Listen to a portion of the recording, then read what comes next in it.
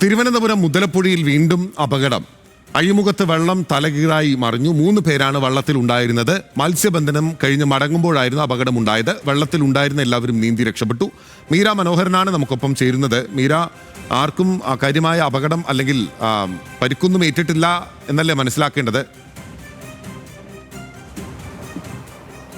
തീർച്ചയായും ബിനിൽ, ആർക്കും പരിക്കൊന്നുമില്ല. നിലവിൽ ഈ വെള്ളത്തിൽ അകപ്പെട്ടു പോയ 3 പേരും നീന്തി രക്ഷപ്പെട്ടിട്ടുണ്ട്. മുതലപ്പുഴയെ സൂചിപ്പിച്ചതുപോലെ നിരന്തരം ഇത്തരത്തിൽ അപകടമുണ്ടാകുന്ന ഒരു സാഹചര്യമാണ് അവിടെ ഉള്ളത്. ഇന്ന് രാവിലെയാണ് ഇത്തരത്തിൽ മത്സ്യബന്ധനത്തിന് പോയിട്ടുള്ള ബോട്ട് അപകടത്തിൽപ്പെടുന്നതും അത് തലകീഴായി മറിയുന്നതും.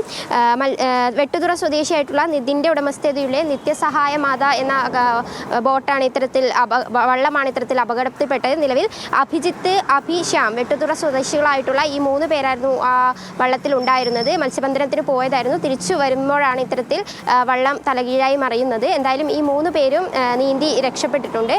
നേരത്തെ സൂചിപ്പിച്ചതുപോലെ തന്നെ നിരന്തരം ഇത്തരത്തിലുള്ള വാർത്തകൾ ഉണ്ടാകുന്ന ഒരു ഇടമാണ് മുതലപ്പുഴ. അപകടങ്ങൾ ഇതിനു മുമ്പ് ഈ മാസം തന്നെ കഴിഞ്ഞ ദിവസങ്ങൾ ഉൾപ്പെടെ ഇത്തരത്തിലുള്ള അപകടം റിപ്പോർട്ട് ചെയ്തിട്ടുണ്ട്. എന്തായാലും നിലവിൽ ഇപ്പോഴുണ്ടായ അപകടത്തിൽ ആർക്കും പരിക്കുകളൊന്നുമില്ല. ഈ വള്ളം മറിഞ്ഞ് വീണവരൊക്കെയും നീന്തി രക്ഷപ്പെട്ടു എന്നുള്ളതാണ് വിനീൽ.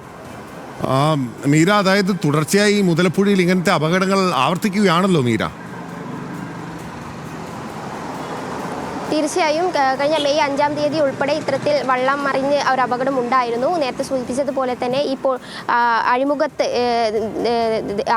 ഇത്തരത്തിലുള്ള അപകടം പതിവാകുന്നു എന്നുള്ളത് നേരത്തെ തന്നെ നമ്മളൊക്കെയും റിപ്പോർട്ട് ചെയ്ത വാർത്തയാണ്. ഇപ്പോൾ രാവിലെയും ഇത്തരത്തിലൊരു അപകടം ഉണ്ടായി എന്നുള്ളതാണ്.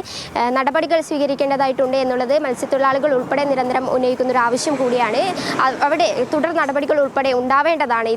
ഇന്ന് രാവിലെ കൂടി ഇത്തരത്തിലൊരു അപകടം ഉണ്ടായ ഒരു സാഹചര്യത്തിൽ വിനിൽ. ഓക്കെ, ശരി. മീര മനോഹരനാണ് നമുക്കൊപ്പം ചേർന്നത്. മുതലപ്പുഴയിൽ വീണ്ടും അപകടമുണ്ടായി. വള്ളം മറിഞ്ഞു. 3 പേർ നീന്തി രക്ഷപ്പെടുകയായിരുന്നു.